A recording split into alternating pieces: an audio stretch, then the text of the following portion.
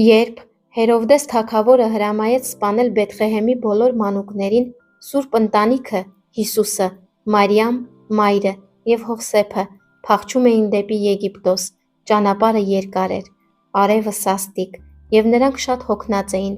Մի օր, երբ կեսօր էր, նրանք տեսան մի մեծ կեռասի ծառ, լի հասած կարմիր պտուղներով։ Մարիամը խնդրեց Հովսեփին հավաքել կեռասներ, որպեսզի ուտեն և թարմանան։ Հովսեփը մոտեցավ ծառին, բայց ծառը շատ բարձր էր և պտուղները վերևում։ Նա փորձեց ձեռք մեկնել, բայց չհասավ։ Այդ ժամանակ փոքրիկ Հիսուսը, որ նստած էր Մարիամի գրկում, ժպտաց և ձեռքը թափահարեց դեպի ծառը։ Հրաշք տեղի ունեցավ։ Կեռասի ծառը խոնարհվեց իր ճյուղերը մինչև գետնի մոտ, որպեսզի Սուրբ Ընտանիքը կարողանա հեշտությամբ հավաքել պտուղները։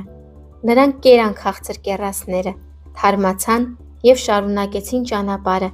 Երբ հեռացան, Հիսուսը նորից ժպտաց, և ծառը ուղղվեց, վերադառնալով իր սովորական բարձրությանը։ Այդ ժամանակվանից ի վեր ասում են, որ կեռասի ծառերը խոնարհվում են, երբ մարդիկ մոտենում են պտուղ հավաքելու, և նրանց պտուղները միշտ քաղցր են, հիշեցնելով Սուրբ Ընտանիքի փախուստը և Հիսուսի հրաշագործ սերը։